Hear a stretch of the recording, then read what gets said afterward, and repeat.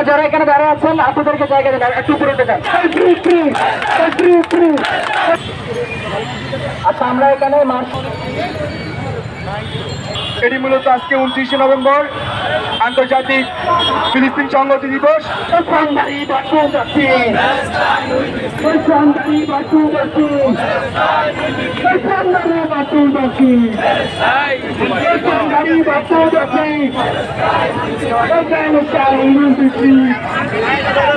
সবাইকে শুরুতে ধন্যবাদ জ্ঞাপন করছি।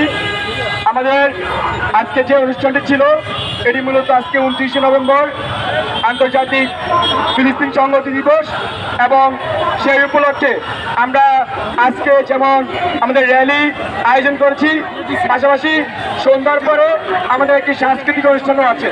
তো যারা আজকের উপস্থিতি সবাইকে আহ্বান করবো সন্ধ্যার পরে পিএসসিতে আমাদের সাংস্কৃতিক অনুষ্ঠানে উপস্থিত থাকবেন।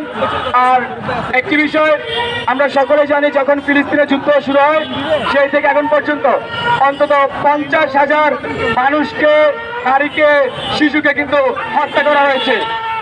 সেই সাথে আমরা দেখি বাংলাদেশের জুলাইয়ের সময় এসে সেই স্বৈরাচারী হাসিনা আমাদের উপর একইভাবে গুলি চালায়।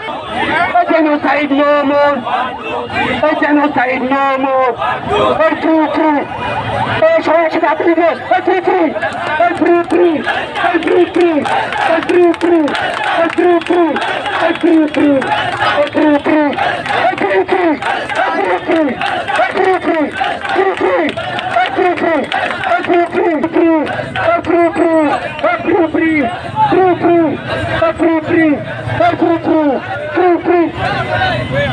আপনারা যারা এখানে দাঁড়িয়ে আছেন আপনাদেরকে জায়গা দেন, একটু উপরে উঠে যান। আপনারা একটু উপরে যান। আপনারা যারা আছেন একটু পিছনে যান, আর একটু পিছনে যান।